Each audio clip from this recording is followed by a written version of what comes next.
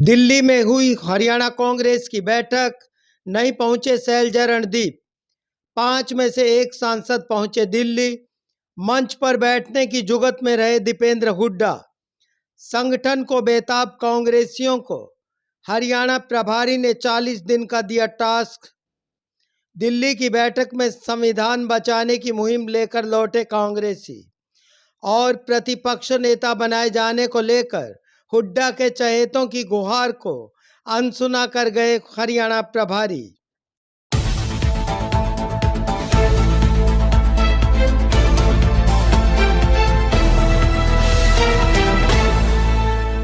Page at noon पर आपका स्वागत है। मैं सुरेंद्र सोढ़ी आपके लिए लाया हूं दिल्ली में हुई हरियाणा कांग्रेस की बैठक का हाल बयां। शाम 3:15 बजे शुरू हुई बैठक में कुमारी शैलजा व रणदीप सुरजेवाला तो नहीं पहुंचे, परंतु भूपेंद्र हुड्डा और उदय भान भी बैठक से बिना मनचाही मुराद के एक अलग ही काम लेकर भरे मन से लौटे हैं। भूपेंद्र हुड्डा ने इस बैठक में अपने चहेतों के जरिए एक बार फिर उसी पुराने अंदाज में प्रतिपक्ष नेता बनाए जाने की मांग को रखवाया। मौका बैठक के दौरान जलपान का था। हुड्डा के चहेतों ने हरियाणा प्रभारी बीके हरिप्रसाद के सामने कई बार प्रतिपक्ष नेता बनाए जाने की गुजारिश की, परंतु हरियाणा प्रभारी ने इस गुहार को सिरे से दरकिनार कर दिया। इस गुहार को इग्नोर भी ऐसे किया मानो सुना ही ना हो। बस यहीं से भूपेंद्र हुड्डा का मूड ऑफ हुआ तो उनके चहेते भी मौन हो गए। इससे पहले बैठक में मंच के सामने बैठे कांग्रेसियों के बीच जो ही रघुवीर सिंह कादियान पहुंचे तो कुछ नेताओं ने उन्हें प्रतिपक्ष नेता के नाम से संबोधित करते हुए चुटकी ली। इस दौरान मंच के सामने की सीटों पर पिछली कतार में दीपेंद्र हुड्डा ये सब सुन रहे थे। दीपेंद्र हुड्डा की ओर कनखियों से देखकर रघुवीर कादियान ने कहा, बस करो, क्यों ऐसी बातें कर रहे हो। ये किस्से बैठक शुरू होने से पहले शुरुआती दौर में 15-20 मिनटों के हैं।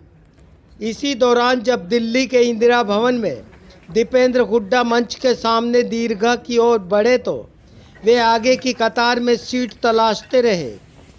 किसी भी कांग्रेसी ने अपनी सीट नहीं छोड़ी।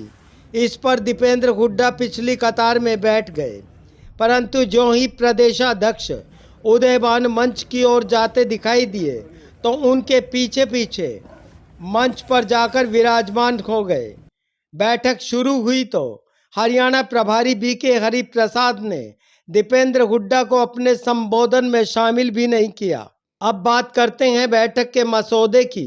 तो हरियाणा प्रभारी बीके हरिप्रसाद ने 25 अप्रैल से 10 जून तक 40 दिनों के लिए सभी विधायक, पूर्व विधायक, लोकसभा व विधानसभा का चुनाव लड़ने वाले उम्मीदवार व वरिष्ठ कार्यकर्ताओं को भारतीय जनता पार्टी के खिलाफ हल्ला बोल का काम दे दिया है। हरियाणा के कांग्रेसियों को पार्टी की ओर से बरसों बाद मिला ये काम चुनौतीपूर्ण है। चर्चा यह कि बीते 11 सालों से वातानुकूलित आबोहवा में जी रहे कई नेताओं को मई जून की तपती हवाओं में सियासी फसल बुआई और जुताई का फरमान दे दिया है। ये फरमान हाईकमान की ओर से 40 दिन तक चलने वाला है। इस सियासी जुताई का आकलन 40 दिनों बाद हरियाणा में प्रदेश स्तरीय सभा के आयोजन के मौके पर होगा। दिल्ली में हुई इस बैठक में संगठन का प्रसाद छकने गए धुरंधर और उनके चहेतों को कमरबंद के साथ सभाओं के आयोजन का पिट्ठू लेकर लौटना पड़ा है। अब जिला, ब्लॉक व हल्का स्तर पर 40 दिन हरियाणा के सभी जिलों में 90 हलकों में और खंडों में संविधान सुरक्षा सभा की अलग जगाने के लिए पार्टी के महारथियों को यह चुनौतीपूर्ण कार्य दे दिया गया है।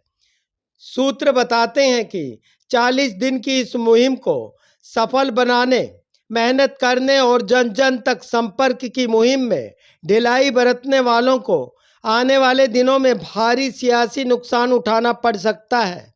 फिलहाल दिल्ली में हुई इस बैठक के शुरू होने से पहले और खत्म होने के बाद या फिर जलपान के समय कांग्रेस नेताओं पर गौर किया जाए तो हरियाणा प्रभारी के बुलावे पर 5 में से 4 सांसद नदारद थे। विधायकों में सिरसा के गोकुल सेतिया बैठक के बाद गुजरात अधिवेशन में न बुलाने और हरियाणा के तुर्रमखा कांग्रेसियों से नाराजगी उजागर कर रहे थे। इतना ही नहीं, कांग्रेस से सिरसा के विधायक गोकुल सेतिया ने हरियाणा के मुख्यमंत्री नायब सैनी के भी तारीफ में पुल बांध दिए। एमएलए सेतिया ने यहां तक कह दिया कि सीएम नायब सैनी को जो भी काम कहा सभी हुए तो उन्हें अच्छा क्यों न कहा जाए। अब हरियाणा प्रभारी की ओर से दी गई इस बड़ी टास्क पर कितने एमएलए और एमपी खरे उतरते हैं, हारने वाले उम्मीदवार इस 40 दिन की मुहिम में कितनी भागीदारी निभाते हैं और प्रतिपक्ष नेता पद पाने को बेताब भूपेंद्र सिंह हुड्डा और अध्यक्ष पद की दावेदारी में दबे दीपेंद्र हुड्डा इन सभाओं के लिए भीषण गर्मी में खुद को कितना कुंदन बनाते हैं। ये नए सवाल 25 अप्रैल से 10 जून तक हरियाणा की सरजमीन पर दिखाई देने वाले हैं। सवाल यह भी कि भाजपा सरकार के खिलाफ मोर्चा खोलने के लिए कांग्रेस ने हरियाणा में अपने सेनापतियों को सियासी मैदान में उनके सिपाहियों के साथ उतार दिया है। अब देखना यह कि गुटों में बटी कांग्रेस की सेनाएं अपने अपने इलाके में इन सभाओं के जरिए पार्टी हाईकमान की इस चुनौतीपूर्ण टास्क को कितना पूरा कर पाते हैं।